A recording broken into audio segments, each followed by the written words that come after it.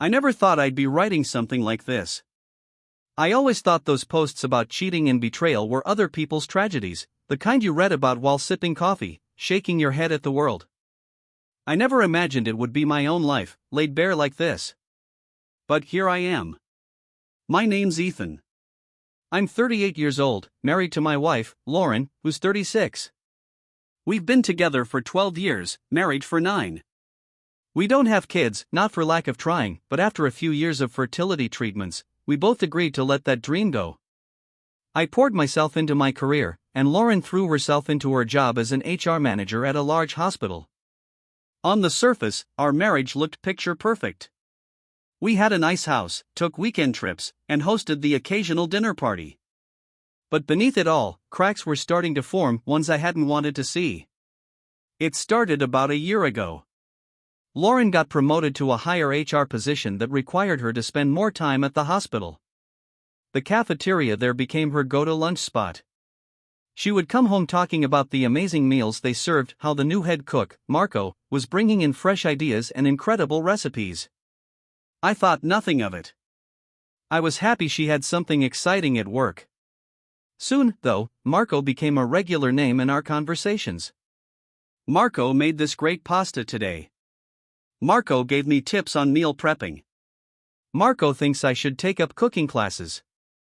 Again, I brushed it off. I'm not the jealous type, and I trusted Lauren. We'd always had an open, honest relationship, at least, I thought we had. Over time, though, I noticed subtle shifts. Lauren started dressing up more for work, nicer dresses, subtle makeup, perfume she hadn't worn in years. When I'd comment, she'd say, "It's for work."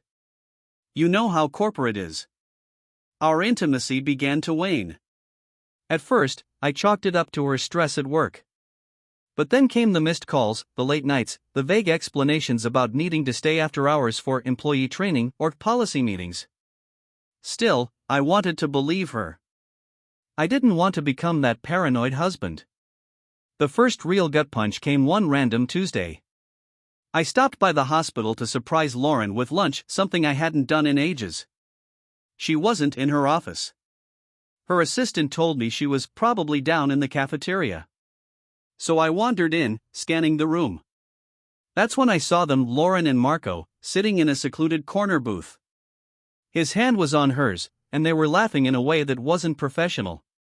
My stomach twisted, but I told myself I was imagining things. I walked away without confronting them, the image burned into my mind. That night, I asked her how her day had gone. She told me she'd had meetings all afternoon, hadn't even had time for lunch. That lie was the first crack in my blind trust. Over the next few weeks, I started noticing more. Secretive texts. A sudden password on her phone. A softness in her voice when she mentioned Marco. She was pulling away from me emotionally, brick by brick. I finally confided in my best friend, Dylan, who convinced me to get clarity. He suggested I hire a private investigator, not to catch her, but to know, one way or the other. After weeks of agonizing, I reluctantly agreed. The PI didn't take long. Less than a week after I hired him, he called me in. My heart was pounding so hard I thought it would burst through my chest. He laid out the evidence on a small table, photos of Lauren leaving work with Marco, the two of them disappearing into a back hallway near the employee break rooms. They weren't subtle. Multiple times, they left together during her lunch break and were gone for nearly an hour. Then came the worst of it, a video. Grainy footage from a service hallway camera showed Lauren pressed against the wall, Marco's arms around her, their lips locked in a passionate kiss.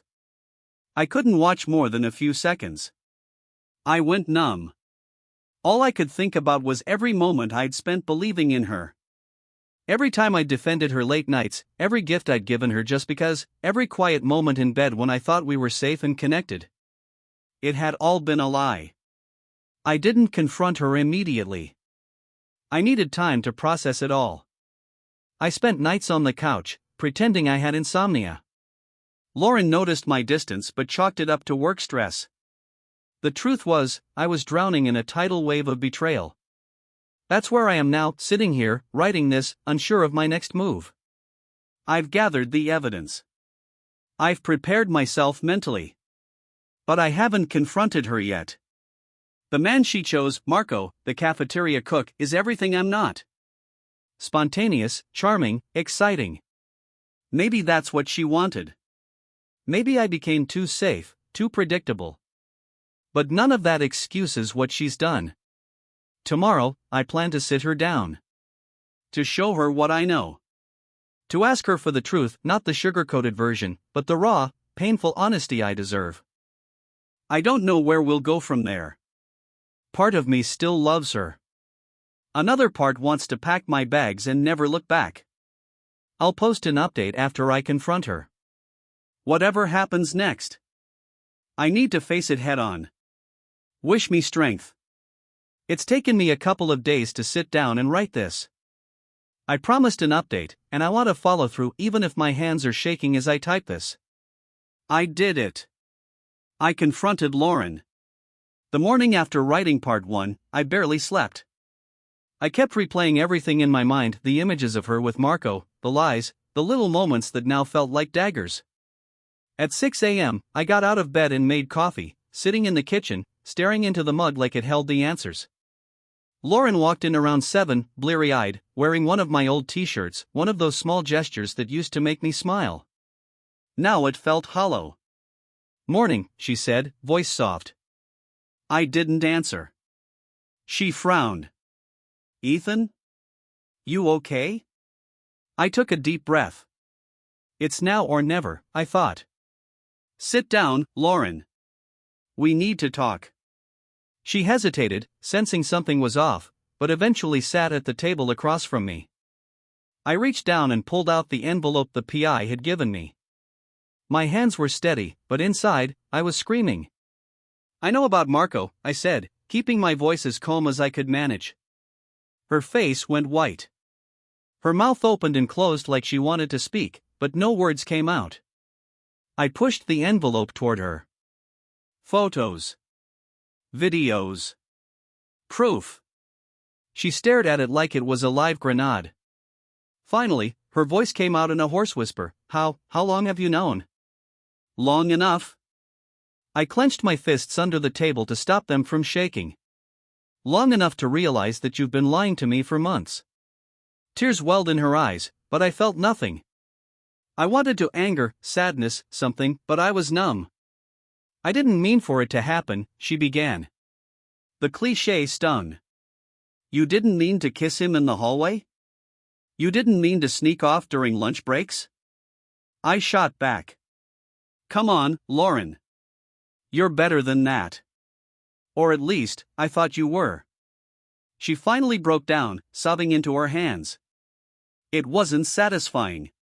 It wasn't cathartic. It was just sad. I felt invisible, she choked out.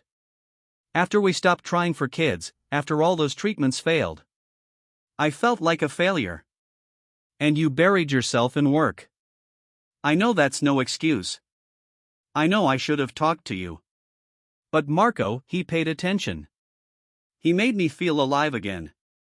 Alive. That word burned. I would have been there for you," I said, my voice shaking now. "If you'd told me. If you'd given me a chance. Instead, you chose this. You chose to lie." She cried harder. I could barely look at her. "I didn't sleep with him," she whispered. "It never went that far. I swear." I didn't believe her. Maybe I never will. "Honestly, Lauren," I said, "at this point, it doesn't matter. You broke us." She looked up, desperate. "Can we fix this? Please, Ethan. I'll cut it off with him. I'll do anything. I love you. I still love you." That's when the tears finally came for me. I didn't want them. I hated that she still had that power over me. But the grief of losing what I thought we had, it came crashing down all at once. I stood up. "I can't answer that right now. I need space. A lot of it."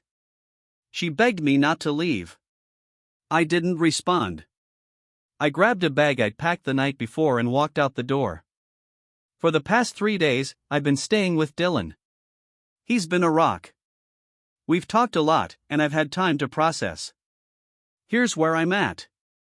I still love Lauren. But love isn't enough, not after this. The trust is shattered. The life we built together feels like a house of cards. I've already contacted a divorce attorney. I haven't filed yet, but the paperwork is ready. Part of me keeps hoping for some kind of clarity, some sign that this marriage is worth fighting for. But the rational part of me knows, if I stay, I'll always be looking over my shoulder. Always wondering. Lauren's been texting nonstop. Apologies, promises, declarations of love. I haven't responded. I can't, not yet. Maybe not ever. This isn't the ending I wanted for us. I truly thought we'd grow old together. But life throws cruel curveballs sometimes. You can either catch them or walk away. Right now, I'm learning to walk away. If you take anything from my story, let it be this: never ignore your gut. Never be afraid to seek the truth even if it hurts. And most of all, value yourself enough to know when to let go.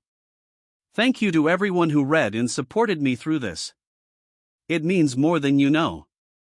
I'm signing off now. Time to start rebuilding my life, one day at a time.